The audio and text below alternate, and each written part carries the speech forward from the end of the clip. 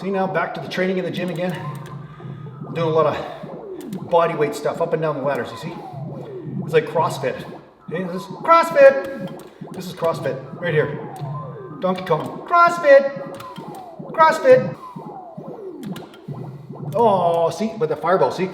Now that's where you get burned by doing CrossFit, you see? CrossFit can be dangerous. That's how you get injured doing CrossFit. Proof right here. Train the muscles, not the joints.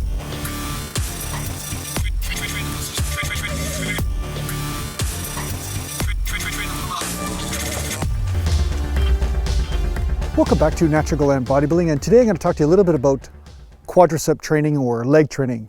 And a common thing that people ask me a lot of times is how to get the outer sweep on the quadricep as opposed to training the medialis so much. So first things first, I'm going to say this. You have to do 100% what is natural to your body first and foremost. If you don't, what will happen is that you may start straining certain areas or overstretching something or putting too much pressure on some area than you should, and you'll end up with a chronic inflammation or a problem.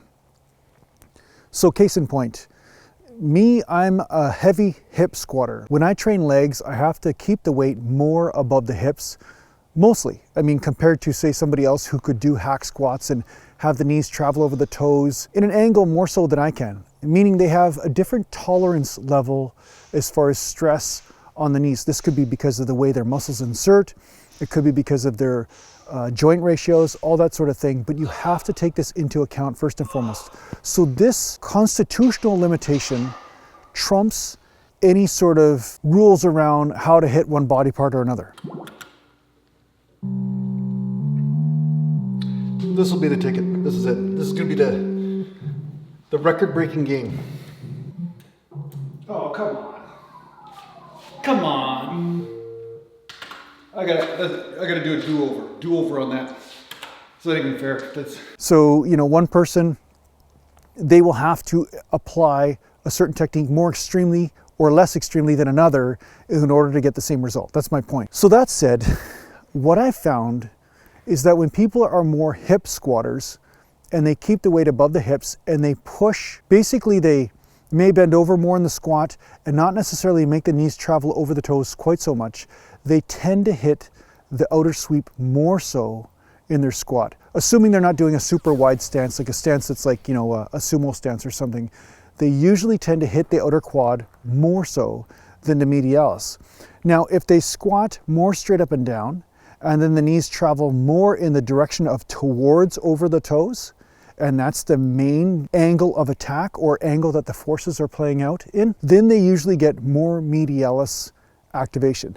Now, I never worried about extra medialis activation because I always try to include as much stimulation on my leg as possible while keeping the knees in one piece.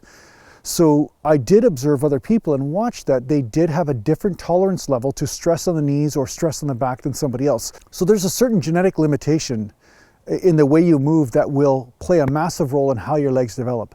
But if you wish to start hitting more of the outer sweep, say on the leg press, I'd recommend changing the angle of attack, such as bringing your heels higher on the leg press, so that way you're pushing off the hips more than off of the ankle or off the toes when you're pushing that leg press. I never recommend pushing off the toes anyway, but if you notice that you're pushing off the quadriceps a lot, pushing off the knees, then raise those toes up and include the ass and the hip extension more so, and you're going to notice more outer sweep activation because of that.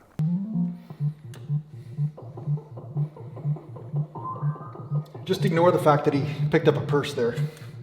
That is not like any sort of commentary on his manhood. Oh, I got lucky there.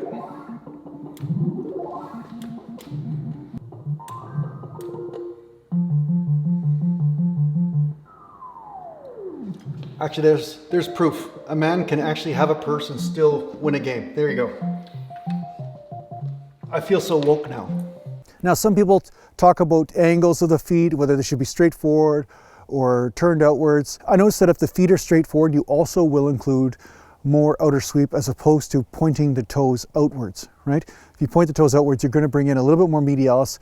You're going to have a different way that the hips start moving, and you may include a little bit more of the ass and the glute because you're doing this. So that said, also you may notice that by bringing your foot position a little bit more pointed towards straight forward, you may notice a little bit more quadricep development in the outer sweep as well.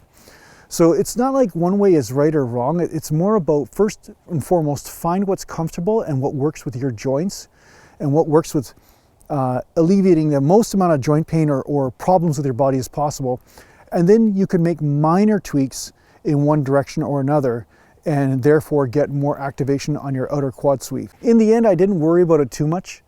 In the end, what I worried about was, did my legs hit failure during my compound lifts as opposed to my lower back hitting failure first, or as opposed to my hips hitting failure first? You know, like your ass or something. Like you really can feel the difference when one group of muscles hits failure as opposed to another.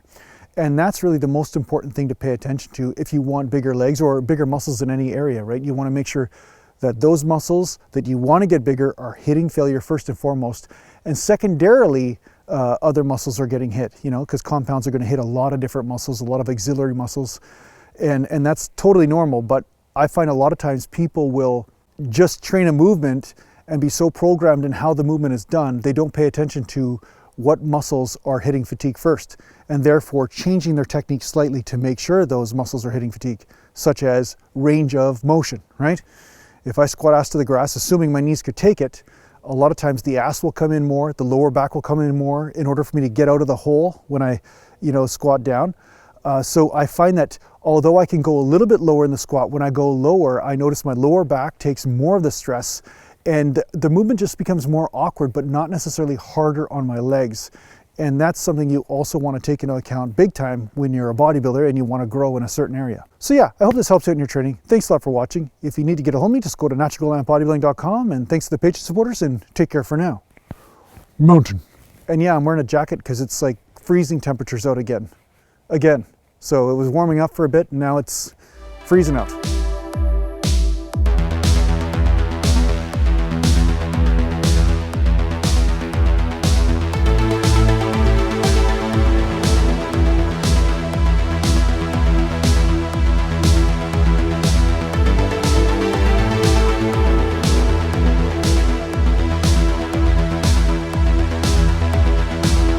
Natural Gallant.